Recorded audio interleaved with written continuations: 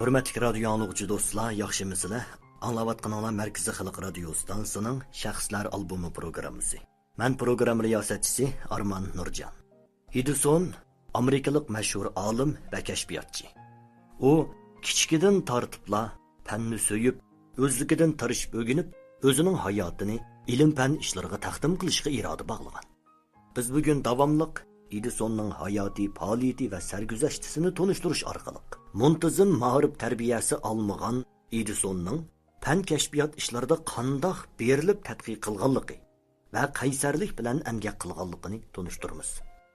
Onun insaniyyət cəmiyyəti üçün bəxt yaratışdək güclük arzusunun ilhamıda qat'iy iradə bağlab, min qitimlab məğlubiyyət aldıda qorxmay, çekinmay, san-sanaqsız qiyinchiliklarni yengib, elektr chirog, patifon, kino va akkumulyator qatorliq 2000 xilchi ilmiy kashfiyotini qandoq qilib vujudga keltirib, kishilarning hurmati va muhabbatiga sazovar bo'lganligini tasvirlab beramiz. Anlashni qo'ldan bermaysizlar.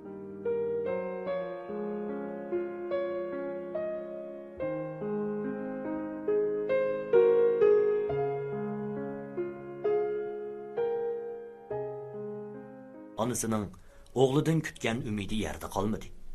Oğlunun anısıga bergen qasımımı quruq gap bo'lib qolmadi. Qaysarlik bilan o'g'inish, jafoga chidab tadqiq qilish orqasida Edison oxiri 1872 yildan 1875 yilgacha bo'lgan bir qancha yil ichida ilgari keyin bo'lib, avtomatik telegraf mashinasi, 2 to'lqinliq, 4 to'lqinliq, 6 to'lqinliq telegramma tarqitish usulini kashf qildi.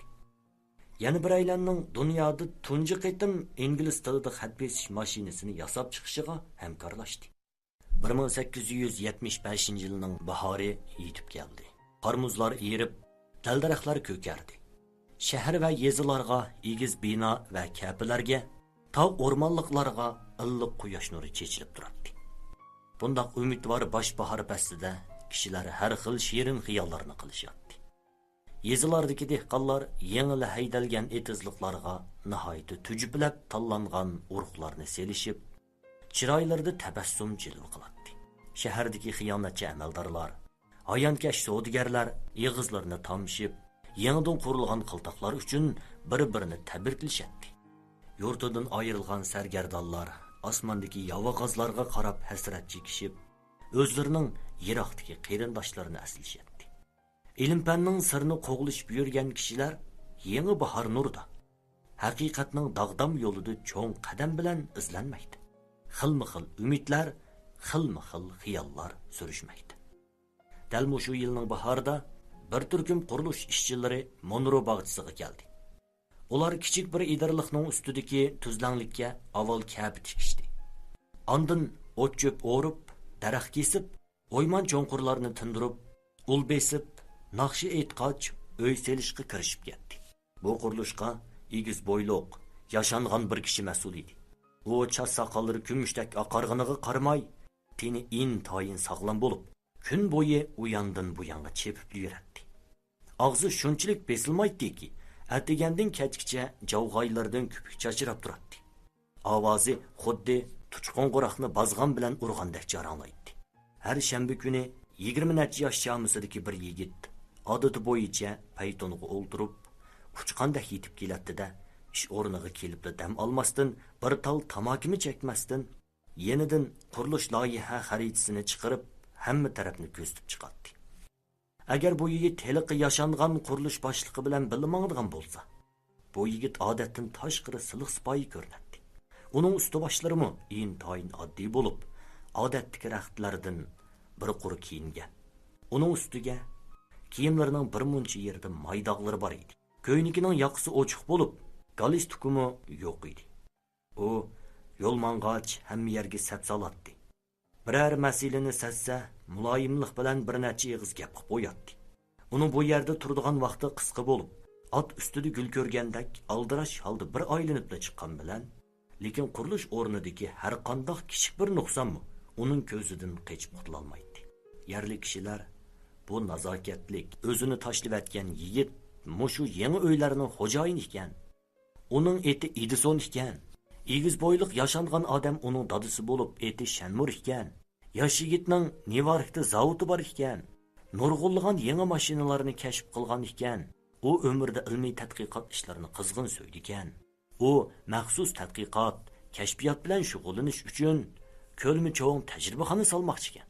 Shunga u Horundagi dadisini aloyidan chaqirtib kelib, uning bir payton berib, Nevarkning atrofidan tinchroq bir joy tepishni topilibdi.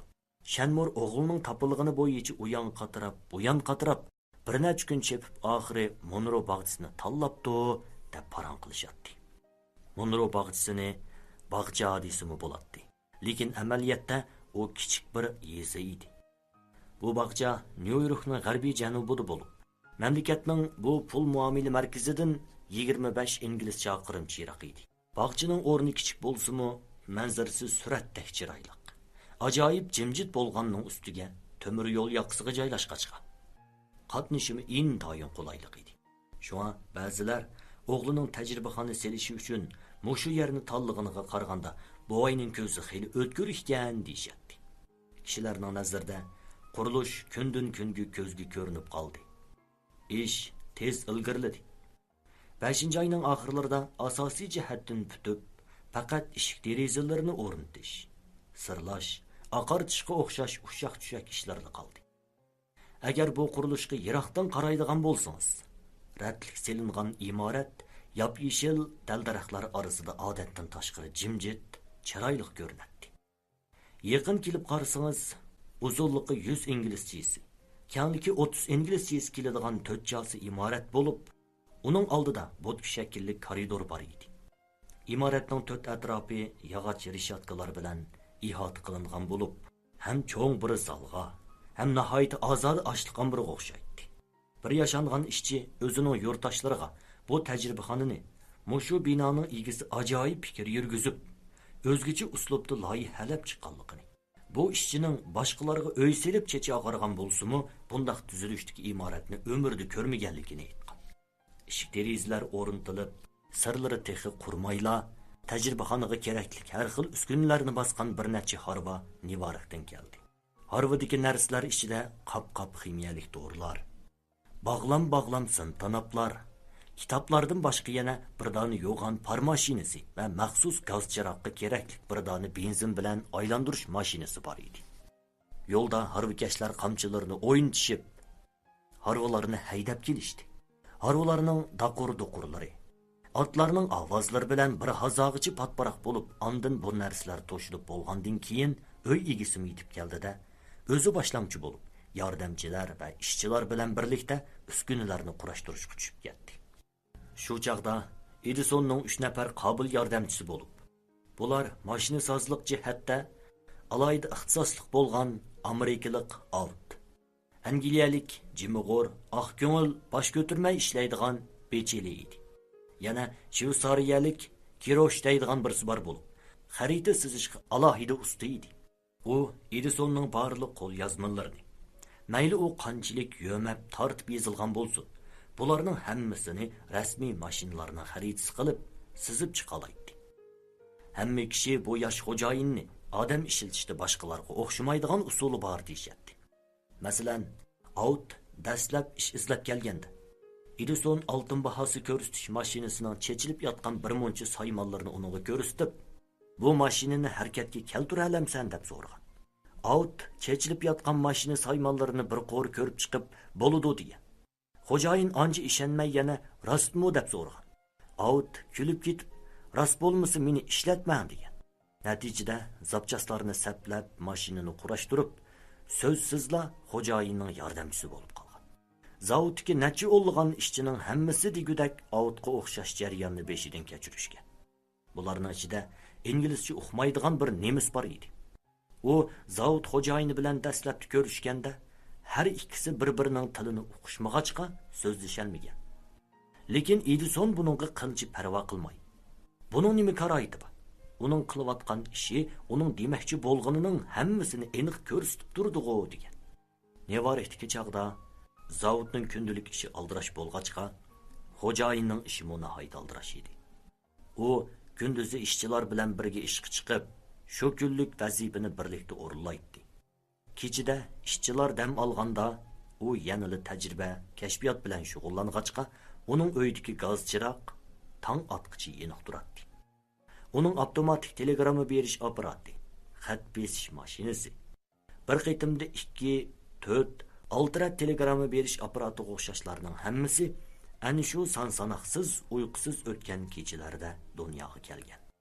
Edison dam olganda yaxshiroq dam olmaydi. Yemak ichmakchi hattoman haytib halipatish edi. Zavodning ko'lmi kichik bo'lg'achqa, zavod oshxonasi yo'q edi. Tamoq vaqti bo'lganda ishchilardan uyi yaqinroqlari uyiga berib tamoq yeydi. Uyi yiroqlari yeydig'ini olg'ach kelib zavodga yeydi. Edison bo'ytaq bo'lg'achqa, zavod uning uyi edi. Biroq zavodda oshxona yo'q. Osh buzilg'ich qo'ydisa ham pul, ham vaqt isrof bo'ladi. Shunga buningga ko'zi qiymaydi. U boshqalarga bir qancha bo'lka keltirib qo'yatdi-da, qo'rsi qoshqanda bir necha qopsab, to'psiga bir stakan qaynoq suvdan ichib yutibla bo'ldi qiladi. Biror qitim tuzuk kuni tamoq yemaydi. U Mari bilan to'y qilib, o'ylik o'chaqliq bo'lgandan keyin g'amguzorga erishdi.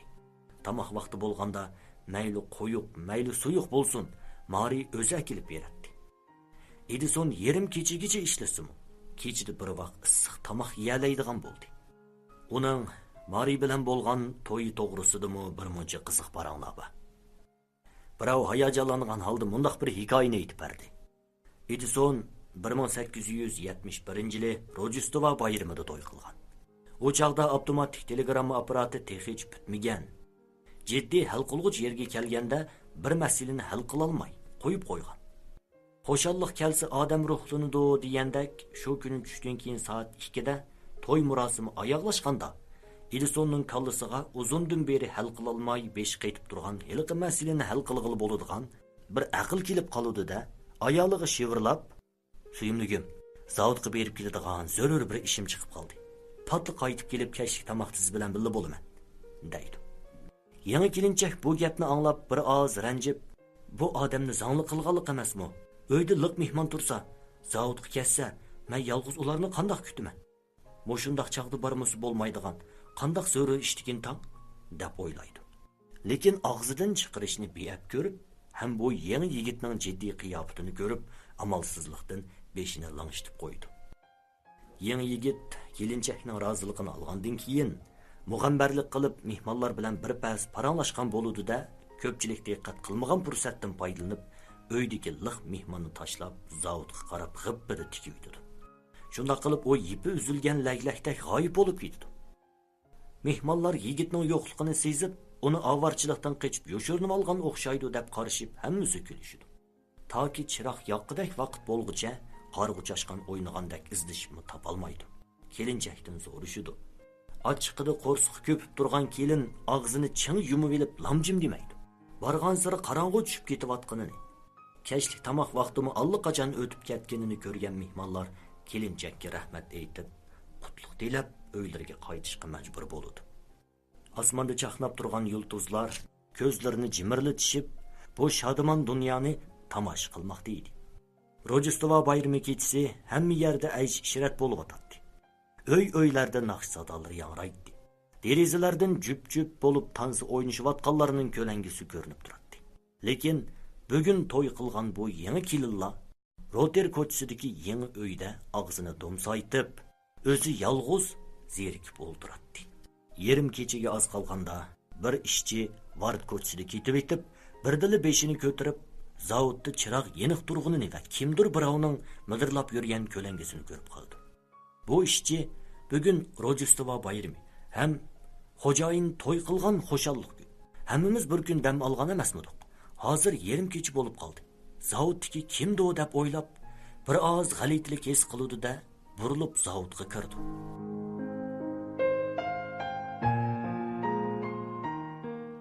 Putining uchida dastlab binoga chiqib qarab, birovning ish ustiligi muhchaygan holda butun zehni bilan ishlayotganligini ko'rdi va sinjilab qaraydi. Mana, oyoqning chami teshilgicha izdab topolmagan Edison mana emasmi? Ishchi o'zini tutolmasdan, "Voy, qarasa yigitni, mayarga mukib elib, bizni shuncha avar qilganingni" deb varqirib etdi. Bu ovozni anglagan Edison tushidan uyg'ongandek orqaga o'rilib ko'zlarini yo'g'on echib soat qancha bo'ldi deb so'raydi. 12 bo'lay deb qoldi. Edison qattiq cho'chib 12 rostmi deydi-da ikki qadin ro'slab shlyapasini kiyib ittik tasab tövanga qarab chapadi. U ketib etib chatoq bo'ldi. Men texi Mariyaga kechlik tamoqni siz bilan birga bo'laman deb va'da bergan edim emasmi deydi. Shundoq har odamda har mijoz degan shuda. Edison ashundoq mijozlik ana shundoq ish mastonisi edi. Uning qo'li ishqi tegibli qolsa, yengni magentga duch kelib qolgandek ishqi chin yipishib oladi-da, uni ishdan ajratqilib bo'lmaydi. Ishga kirishib ketganda tamoq, uyqu uyoqda tursin, hatto amdini to'y qilgan ayolini unutdi. Rostini aytganda, uning qo'lini chaqqan bo'lib qolmay, bir jup yo'g'on ko'zlari, yo'g'on kallasi teximi tinimsiz fikrchan bo'lib, birdammi jim turmaydi.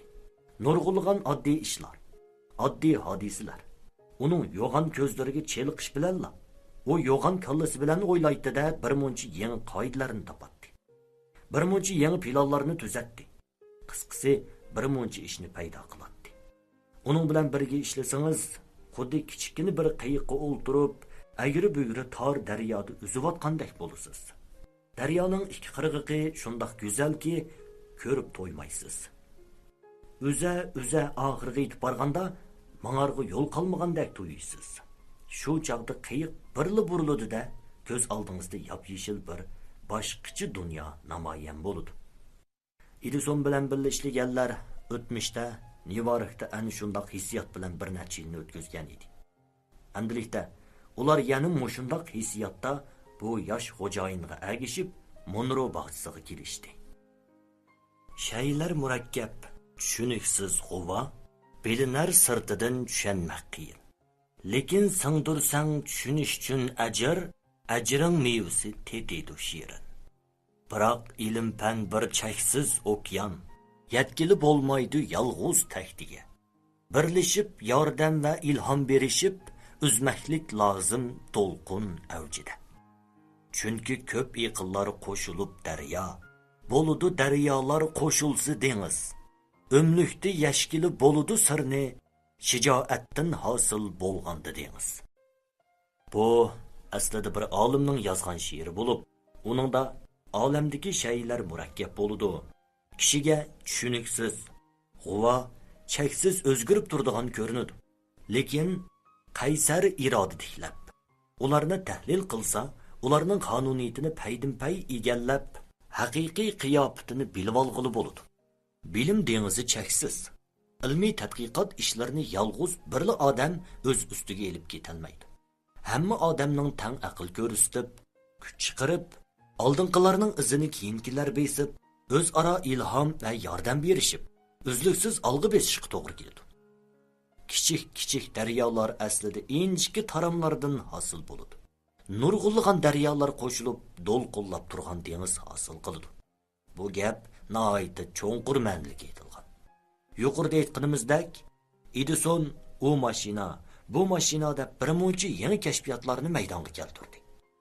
Bu xilma-xil yangi narsalar go'yo u o'zini unutgan holda qattiq ijtihod bilan tadqiq qilganligining natijasidek, hammasini o'zi yagona holda qilgan yaxshi ishda ko'rinsin. Amaliyotda undaq emas edi. Chunki bu kashfiyotlar ishida peshqadam olimlarning qon tari singmagan, boshqalarning emgak natijalari qabul qilinmaganlari yo'q edi. Telegramni elib aytsak, agar shu chog'dagi telegramma apparati bo'lmagan bo'lsa, mekinki ko'ngil qo'yib o'rgatmagan bo'lsa, Edisonning hech bir asossiz holda qo'sh xabar berish, to'trat, oltrat xabar berish usulini maydonga keltira olishi mumkin. Mumkin emas. Uning 15 bo'lgan bilanmi mumkin emas edi. Darvaqa masalaga yana ikki tarafdan qarashga to'g'ri keladi. Yolg'izla peshqadam olimlar sep qo'ygan asosli bo'lib, boshqalarning tajribasiga toyinib o'zi g'ayrat qilmasa, ajr qilmasa, o'xshashli har qanday ishni vujudga chiqara olmaydi. Faqat mushu ikki tarafni birlashtirib, ikki put bilan mangandila ondan fanning yuqori cho'qqisiga chiqqili, masalalarni hal qilg'ili bo'ladi. Qadimdan buyon ilm-fan tarixida nurg'un botur azmatlar maydonga chiqib, nurg'un o'chmas tuhfalarni yaratdi. Bu ulug' shaxslarning tuhfalarini to'g'ri tushunish kerak. Ularning yangilik yaratish yo'lidagi obyektiv tirishchanligiga sal qarashqa albatta bo'lmaydi. Lekin shaxsning rolini haddidan ziyoda mubolag'a qilib, uni but qilib elib, uningga qarg'ularcha cho'qinishmi amaliyotga uyg'un emas. Edison telefonni sinab qilayotgan chig'ida ovoz tarqatadigan qismidagi pardaning eg'izdan chiqayotgan gap bilan tang titrayotganligini sezdi-da, bu titrash doirasining zoti qanchalik ekanligi ustida izlanmoqchi bo'ldi. Lekin qo'lig'ida chatoq bo'lib, anglash sezimi tuvan bo'lg'achqa, badan sezimini ishga solmoqchi bo'ldi. U bir tal yingni heliqi titrgich pardaga tik qo'ydi. Uning bir uchini barmoqida bo'sh besib turib, og'zini pardaga yaqin tutib so'zlaydi, barmoqi yingnining titrganini sezdi. So'zlaganda ovoz qattiq bo'lsa, yingna qattiqroq titrdi. Ovoz pastroq bo'lsa, yingna bo'shroq titrdi. Bu nihoyat aniq seziladi. Orqa-orqadan bir necha qitim sinab qilib edi, natijasi o'xshash bo'ldi. U yingniga sinjilab qarab turib, birdilla o'ylab qoldi. Ovoz yingnini titratgan ekan, undaqda bu titrashmi o'z navbatida cho'qim aslidagi so'zning ohangini chiqara oladi. Bularni o'ylaganda uning ko'zi birdilla yorib ketgandek bo'ldi-da. Yana xiyolga cho'mdi. To'g'ri. Nimani degan bilan? Yanada ovozning qaytalanish masalasida. Dastlabki radist bo'lgan chig'ida qandoq qilganda xilma-xil ovozlarni bir xil apchil uskunida saqlab, qachon anglag'isi kelsa, darhol anglay oladigan qilishni o'ylagan edi. Uning bu xiyoli ko'p yillardan bo'yan yurkining qaytida qattiq uyg'uda yotgan.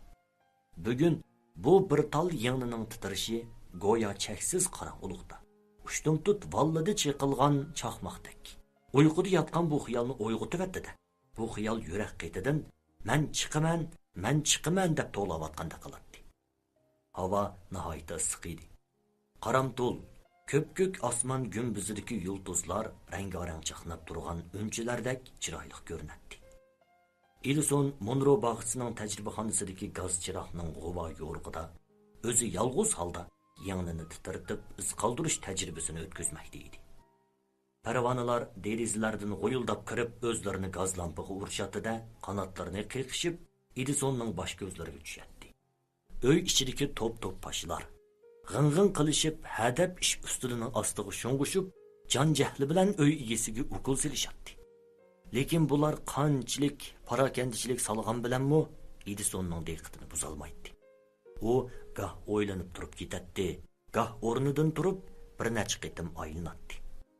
Goh xuddi ushtumtut tok ulinib, guldirlab mengib ketgan mashinaga o'xshash, yana ish ustidagi o'zini otadi-da, bosh ko'tarmay ishlab ketadi. Edison dastlab qog'ozga sinab qilib ko'rdi. Natijasi qanoatlanarli bo'lmadi. Ondan uning o'rniga rezinka taxtay, bor qatorliq narsalarni ishiltib sinab qilibmi, yanada masalani hal qila olmadi. U uyan o'ylab, buyan o'ylab, qayta sinab qilib, mengisini qattiq ishiltib, yarim kechagacha hapilishib yurib, ondan bir oz muvofiq keladigan bir xil narsa yodiga keldi-da. Darhol material ombiriga berib, bir taxta lozi qog'ozini oldi.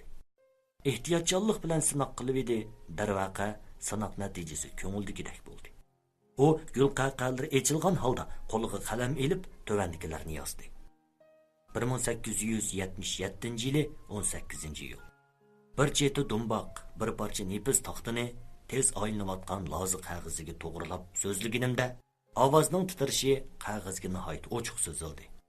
Bu tajriba shuni isbotladiki, odamning ovozini zapas saqlab, qachon anglash zarur tepilsa, shu chaqda uni yana chiqarish tamoman mumkin. Shu kundan boshlab tajribaxonning xotir daftariga ovozni sizib qoldirish haqidagi xotirlar yozilishga boshladi. 8-oyning 12-kuniga kelganda xotir daftarda ushtumtut patifon degan so'z paydo bo'ldi. Haqiqatanmi patifon degan bu so'zni ism o'rnida qo'llanish insoniyatning til yoziq tarixida davr bo'lgich yangilik edi. U rad qilib bo'lmaydigan darajada shuni isbotladiki, fan tadqiqotda bir bovoq ingrigan holda zaminga tushib oldida turadi. Uzundan beri orzu qilib kelgan g'oya darhol reallikqa aylanish oldida turadi. 11-oyning 29-kuni atiganda Edison odati bo'yicha birinchi bo'lib tajribaxonaga kelib, yo'qlama daftariga o'zining ismini yozib qo'ydi. U tajribaxonaning xo'jayini bo'lsin, odatdagi ishchilarga o'xshash belgilangan yo'qlama qilish tuzimiga qattiq rioya qiladi. Uzoq o'tmay Kirosi, Beshli, Otter va boshqalarmi orqa-orqadan kelishdi. Hammaylan o'z o'rinlariga berib, bir kunlik ishni xo'shal kayfiyat ichida jiddiy boshladi. Ishga tushib uzoq o'tmay Edison Kirosini ishxonasiga chaqirib, lamjim demay xotir daftarini chiqarib, uningdan bir parcha loyihani yirtida ko'zlari purishgan holda kulimsirab uningga berdi. Kirosi xaritini elib, uningda sızılgan ajoyib bir mashinaga bir hazo sanjilab qarab, uning nimaga ishiltidiganligini uqolmay, "Qachon kerak?" deb so'radi. Edison xotir daftarini yepib qo'yib, darhol mushu loyihadagidek qilib yasagan. Qancha tez bo'lsa shuncha yaxshi. Talaffuzidan uning aldiravotganligi va yana bir oz xo'shalligi sezilib turadi. Kirosi yana so'rab yurmayla loyihani elib, binoning ostidagi sexga tushib, kerakli materiallarni topdi-da, uni ishlashga boshladi. Buningda albatta Kirosidan ajablanishga bo'lmaydi. Chunki u Edisonga yordamchi bo'lgandan tortib, ko'zi bilan ko'rgan, qo'li bilan ishlaganlarning hammasi elektr mashinalarining zapchastlari edi.